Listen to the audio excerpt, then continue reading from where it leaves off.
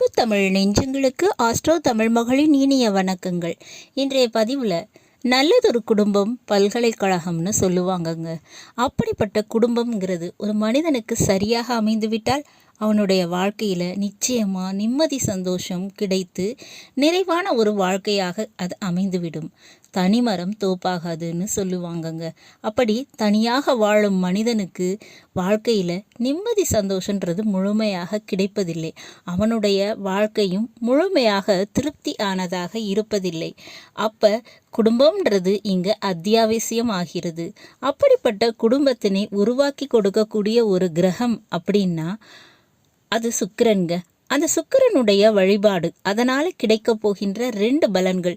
ஒரு தெய்வம், அந்த தெய்வத்தின் வேண்டுதலுக்கு கிடைக்கக்கூடிய 2 வரங்கள். அதை பற்றி தான் இன்றைய பதிவில் பார்க்க போகிறோம். யாருக்கு? கன்னி ராசியில் பிறந்த நண்பர்களுக்கு. பதிவினை முழுமையாக பாருங்க. பதிவு பிடிச்சிருந்தா லைக் பண்ணி கமெண்ட் பண்ணி மற்ற நண்பர்கள் உறவினர்கள் பயன்பெற அவங்களுக்கும் ஷேர் பண்ண மறந்துடாதீங்க. இதுவரை நம்முடைய ஆஸ்ட்ரோ தமிழ் மகள் சேனலை சப்ஸ்கிரைப் பண்ணாத நண்பர்கள் சப்ஸ்கிரைப் பண்ணி கூடவே தெரிகிற பெல் ஐக்கானை கிளிக் பண்ணி ஆல் ஆப்ஷன்ஸும் செலக்ட் பண்ணி வச்சுக்கோங்க. கன்னி ராசியில் பிறந்த நண்பர்களே, உங்களுடைய ராசி அதிபதி யாருன்னு பார்த்தா புதன் பகவான்க. உங்கள் ராசியிலேயே உச்சமடையக்கூடிய கிரகம்ங்க. நவ கிரகத்திலேயே பார்த்தோம்னா தன்னுடைய வீட்டில் தானே உச்சமடையக்கூடியவர்னா அது இந்த புதன் பகவான் தாங்க. அதனால தான் உங்களுக்கு எழுத்து, கல்வி, வித்தையில் புலமைங்கிறது அதிகமாக இருக்கும். பல கலைகளை கற்றுக்கொள்ளும் ஆர்வம், தொலைநோக்கு பார்வை, மதிநுட்பம் இவையெல்லாம் அதிகமாகவே இருக்குங்க.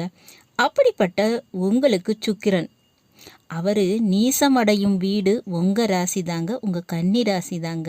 உங்ககிட்ட தான் சுக்கிரன் நீசமடைகிறாரு. அவர் உங்கள் கன்னி ராசிக்கு 2ஆம் வீடான துலா ராசிக்கும் 9ஆம் வீடான ரிஷப ராசிக்கும் அதிபதியாக இருக்கக்கூடியவர். 2ஆம் வீடு அப்படின்றதே குடும்பஸ்தானம்ங்க. 9ஆம் வீடு வாக்கியஸ்தானம். அப்போ 2க்கும் 9க்கும் உரியவர் உங்கள் கன்னி ராசியில் நீசமடைகிறார். அப்போ எப்படித்தான் கஷ்டப்பட்டு உழைத்தாலும் கௌரவம், பேர், புகழும், வெற்றியும் கிடைப்பதில் உங்களுக்கு சிக்கல்கள் உருவாகுங்க. குடும்பத்தின் ரீதியாக எத்தனை உறவுகள்கிட்ட நீங்கள் பாசமாக இருந்தாலும் உங்களுக்கு இழைக்கப்படுவது துரோகம், கிடைப்பது கண்ணீரும் கவலையும் மட்டுமே. அப்படிப்பட்ட உங்களுக்கு இந்த நிலைப்பாடு மாறணும்னு நீங்கள் நினச்சா கண்டிப்பாக சுக்கிர வழிபாடு செய்யுங்க.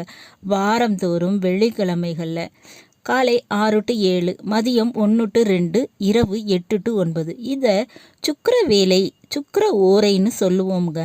இந்த நேரத்தில் சுக்கிர பகவானுக்கே உரிய தானியமான வெள்ளை முச்சையை சமைத்து நவ கிரகங்களில் உள்ள சுக்கிர பகவானுக்கு நெய்வேத்தியமாக படைக்கலாம். அல்லது வீட்டிலேயே கூட விளக்கேற்றி இந்த சுக்கிர பகவானை மனதார பிரார்த்தித்து வெள்ளை மொச்சையை நிவேதனம் படைத்து வணங்கி வரலாம். மறுநாள் அந்த மொச்சையை நீங்கள் எறும்பு மற்றும் பசுமாடு இவற்றுக்கு வழங்கலாம். இதன் மூலமாக சுக்கிர பகவானுடைய அருளானது பரிபூரணமாக கிடைக்குங்க. சுக்கிர வழிபாடு செய்தால் உங்களுக்கு திருமண தடை நீங்கி திருமண யோகம் கிடைக்கும். அது மட்டுமல்ல, குழந்தை பாக்கியமும் கிடைக்குங்க. வேலை வாய்ப்பு, பதவி உயர்வு, ஊதிய உயர்வு இதெல்லாம் கிடைப்பதற்கும் நீங்கள் இதை செய்யலாம். அது மட்டுமல்லங்க, வேலை தொழில் விஷயத்தில் கௌரவம், பதவி உயர்வு இதெல்லாம் கிடைக்கும். அதே போல் வெள்ளி பொருளை நீங்கள் உடல் ரீதியாக மோதிரம், காப்பு, அரைஞான்கயிறு இவற்றை வெள்ளியில் செஞ்சு அணிஞ்சா உங்களுக்கு கன்னிராசியில் பிறந்தவங்களுக்கு இந்த பாக்கியம் எல்லாமே கிடைச்சிடுங்க. மேலும் தெய்வ வழிபாடு அப்படின்னு பார்த்தா காமாட்சி அம்பிகை, இந்த அன்னையினுடைய வழிபாடு செய்யணுங்க. காமாட்சி அம்மனை நீங்கள் இனிப்பு பலகாரங்கள், இனிப்பு உணவு இவற்றை நிவேதனம் செய்து வணங்கி வர குழந்தை பாக்கியம் கிடைக்கும். அது மட்டுமில்ல, வம்சம் தழைக்கும், குடும்ப கஷ்டங்கள் தீரும், குடும்பத்தில் ஒற்றுமை ஏற்படுங்க. அதே நேரத்தில் உங்கள் வேலை தொழிலில் உங்களுக்கு யாராவது முட்டுக்கட்டையாக இருந்தால், போட்டியாக இருந்தால் அவங்க விலகுவாங்க. அவங்க மூலமாக நன்மை கூட நடக்குங்க. இந்த 2 விஷயமும் நடக்கும். அப்போ கன்னி ராசியில் பிறந்தவங்க வாழ்க்கையில் கஷ்டம் வரும்போது இப்படிப்பட்ட வழிபாடுகளை செய்தால் நிச்சயமாக உங்களுடைய கவலை மாறும். குடும்பம் உங்களுக்கு ஏற்றவாறு அமையும். வேலை தொழிலில் பதவி உயர்வு கிடைக்குங்க. இதுக்கெல்லாம் இந்த வழிபாடு நிச்சயமாக வழி கொடுக்கும்.